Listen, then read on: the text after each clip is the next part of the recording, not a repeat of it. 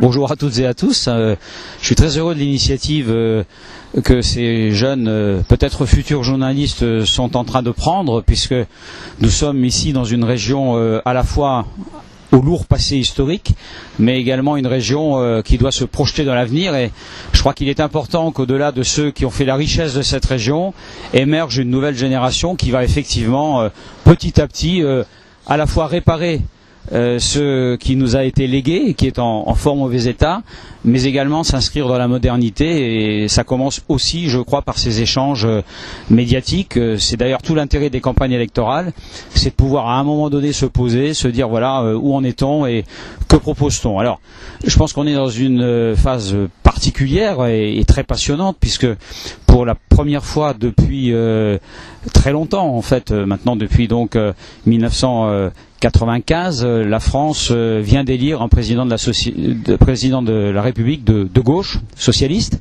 François Mitterrand avait été le premier.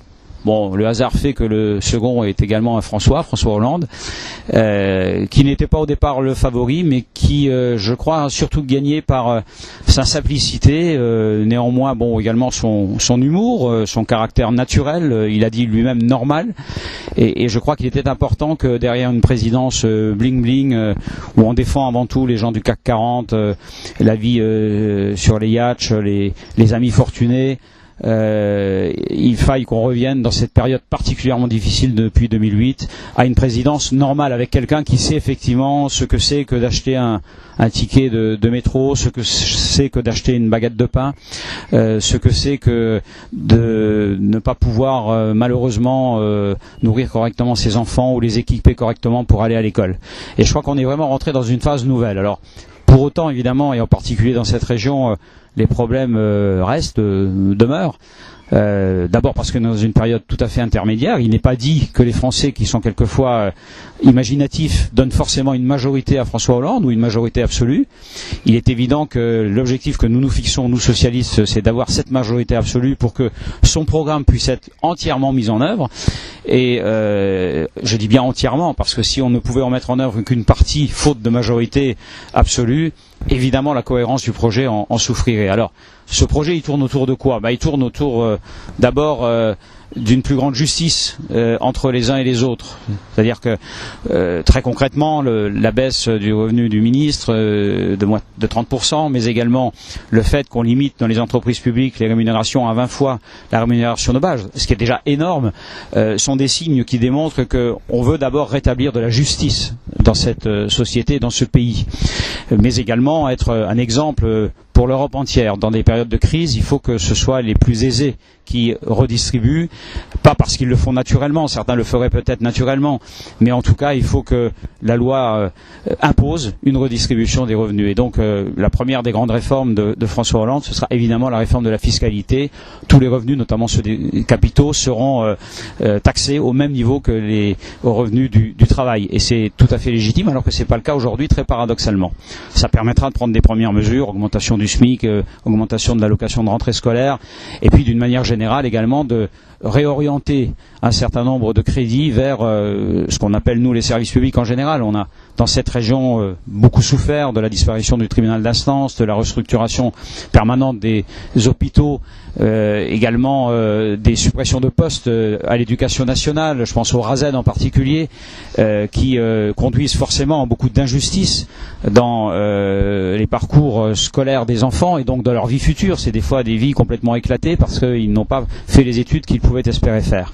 Donc la première des priorités, c'est plus de justice, une meilleure redistribution des ressources de la nation, une sécurité sociale qui permette à chacun de se soigner. C'est plus le cas aujourd'hui. On sait que aujourd'hui la médecine de ville est couverte à 50% à peu près en termes de remboursement. Pour le reste, il faut des complémentaires.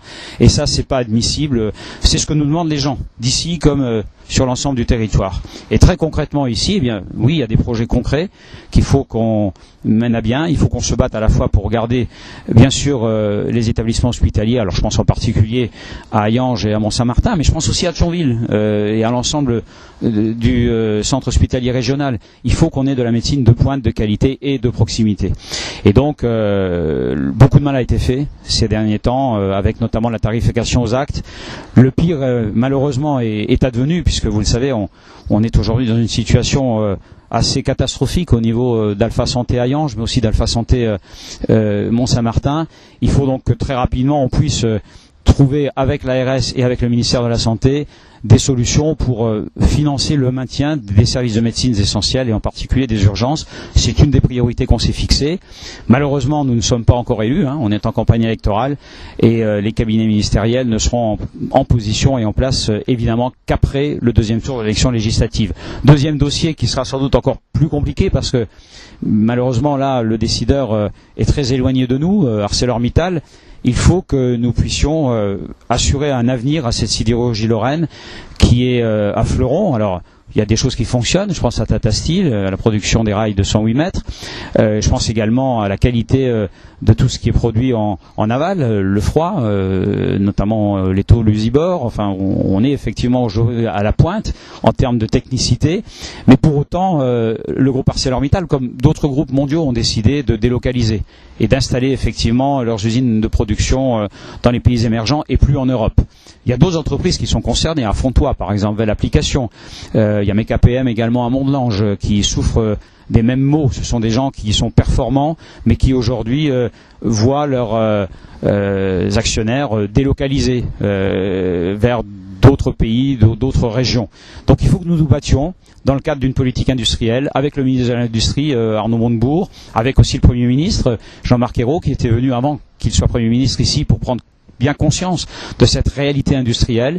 Il faut que nous fassions pression sur l'Europe pour que Ulcos se développe, parce qu'il faut ces 650 millions du projet Ulcos et les 250 millions de l'Europe pour réaliser ce projet.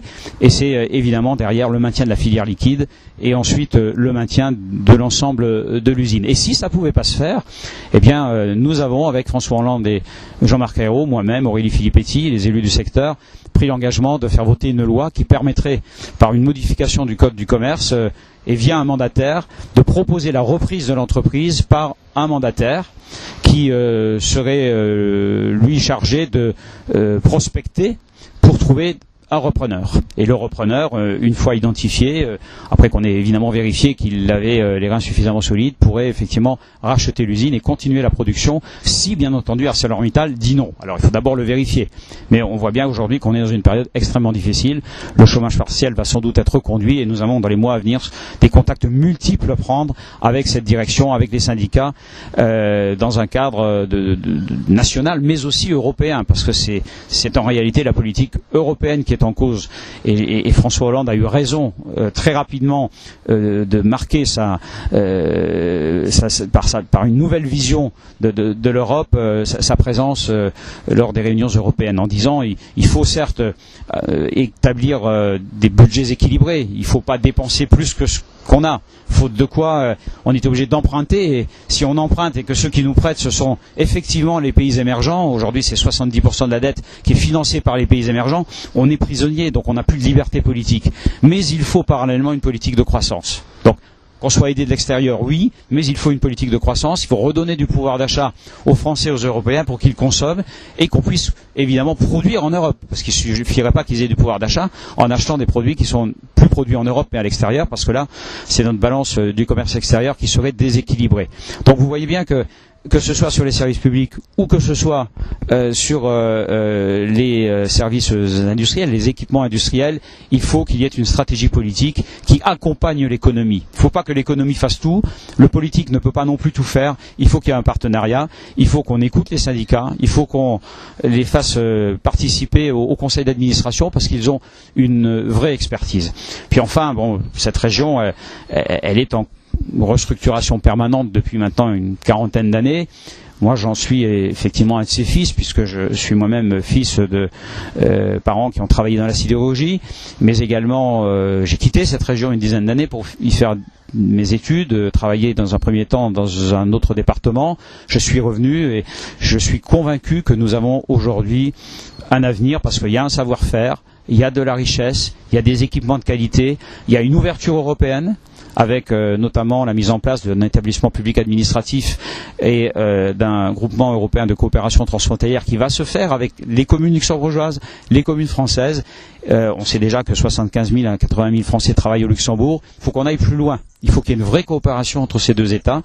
Il y a également une conférence intergouvernementale qui réunit les ministres luxembourgeois, les ministères luxembourgeois et les ministres et parlementaires français. Il faut continuer à travailler à cette coopération car on ne s'en sortira pas tout seul. Donc voilà, si je devais terminer cette courte intervention, c'est dire simplement que faut qu'on soit fier de ce qu'on a déjà construit et réussi. Je suis dans une commune qui, Famec, il y a une vingtaine d'années, était perçue très négativement.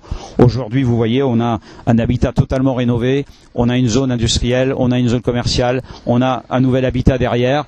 Il faut oser, il faut investir, c'est 5 ans, 10 ans, 15 ans de travail. Il faut trouver des partenaires, régions, départements, Europe. Il faut avoir des amis dans toutes ces collectivités. Aujourd'hui, on a la chance d'avoir une majorité socialiste à l'Assemblée, non pas à l'Assemblée nationale aujourd'hui, mais on a un président et un gouvernement. Il faut conforter cette majorité pour travailler en partenariat avec eux. Donc moi, je suis plutôt optimiste pour l'avenir, même si, bien sûr, je suis solidaire et très attentif au drame que vivent un certain nombre de nos concitoyens. J'en vois tous les jours. Il y a 1000 demandeurs d'emploi à Famec, il y en a 1000 aussi dans les communes voisines, Hayange et Florange. C'est extrêmement préoccupant, donc il faut aussi un accompagnement social. Mais il ne faut surtout pas stigmatiser les populations. Je crois que ceux qui souffrent, il faut plutôt les aider. Il faut essayer de leur donner des perspectives d'emploi, rapprocher l'offre et la demande. Voilà le travail qui nous attend dans les années qui viennent. En tout cas, bon, je vous remercie de m'avoir donné l'occasion de m'exprimer ainsi. C'est important que vous le fassiez parce que c'est aussi vous qui construirez la Lorraine de demain et en particulier la Moselle du Nord puisque vous en êtes vous-même issu. Et j'espère que dans quelques années, vous serez à ma place. Voilà. Merci.